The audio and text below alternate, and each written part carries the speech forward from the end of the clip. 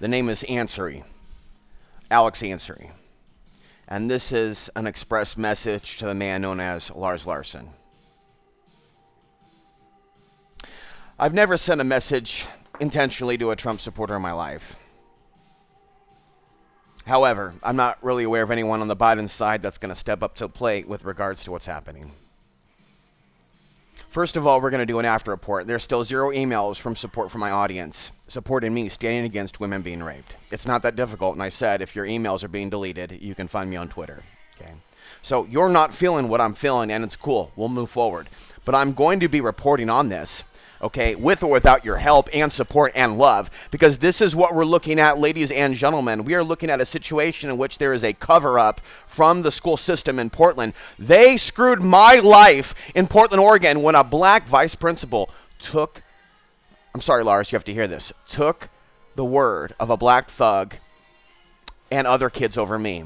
I'm sorry if you people are offended when I say white kids over me, but these white kids sided with a black thug in the Portland public school system, and I left school forever with 5 credits left to go, and that was not the only time I dealt with bearing false witness energy. Now, I predicted mass rapes and human trafficking in Portland during World War III when we were occupied by China and Russia. I interviewed a man that had visions of the attack on America and the breaches of our nation's defenses in 2007, and none of you Portland guys will talk to me.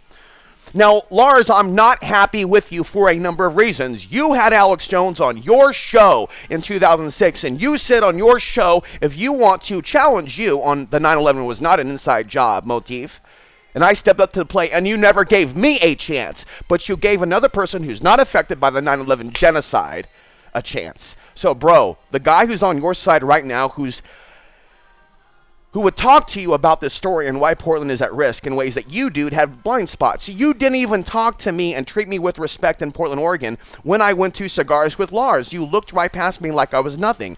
So let's get to your story. You're upset. I'm upset. We're upset that this is happening, but you're not accountable, dude, for being another person in Portland, Oregon that never gave a guy like me credit for anything I ever fucking did.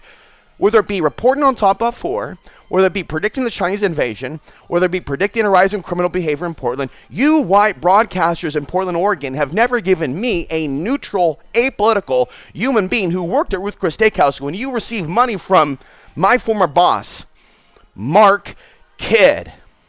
Mark Kidd gave me a chance at life. Mark Kidd, God bless you. Who cares what they said about you, Mark Kidd? Mark Kidd, I don't know. I know you're out there somewhere.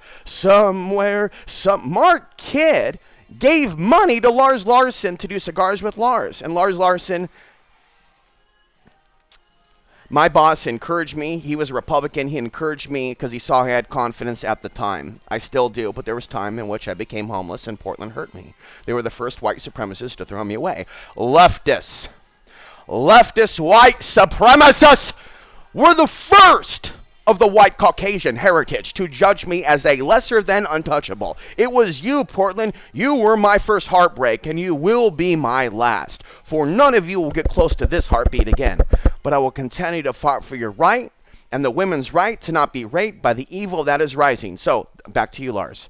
You're talking to a golden child, bro. You're talking to the only person of an Anglo, get ready for it, Afghani, dun, dun, dun. Oh, you're certainly going to email me back.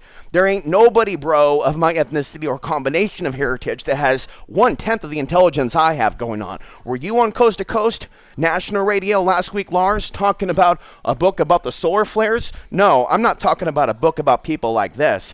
I'm talking about a book about the solar flares, about how when the sun is more active, you have more riots. Lars, you were in Portland in the late 80s. Do you remember the violence, bro? How about the early 90s? How about the Crips and Bloods, bro? Have you ever heard of the term solar maximum? I have intelligence up here, Lars Larson, that can help you and neutral or conservative Portlanders deal with this violence that's coming, but you gotta accept the fact that I see AJ as an intelligence asset and Trump and Biden as both collaborators in the future occupiers of America. This book right now, bro, I'm writing, and it's advice for future patriots that are going to step up against Satanism, and even advice for white truthers to go into the underground and not use their real name, because what is coming, dude, is dangerous. And Lars, If you addressed racism, if you addressed hatred, if you addressed Alex Jones, if you addressed the things going on, I would listen to your show. Okay. And I would promote your show. And I would come on your show. But you're sitting here like a victim, just like the Portland left, and you're going, how can this happen? How can this happen? How can this happen? Bro, I'll tell you how this happened. You, just like the leftists in Portland, saw men like me as worthless. And men like me have been obsessed with protecting women against rapists. Men like me have been obsessed with calling out the dirty pornography industry, which I believe should be shut down. I don't mean a fake shutdown like what I did in the South with Pornhub. I mean, you can't get a VPN and get back on as a kid until you freaking prove you're an adult. Lars, Muslims that believe in ISIS don't own Pornhub. And it's not Muslims and immigrants that are to blame for rape porn being allowed on the internet. You have failed, Lars, as a man to give men like me a chance at the microphone. And you know damn well when I went to Lars, Cigars with Lars, and brought my radio broadcasting teacher, you talked to him, you talked to him, you talked to him, and you made sure you looked past me and treated me like I was invisible. But, dude, I did notice you gave homeless man money when you came to Ruths Chris House with your dad.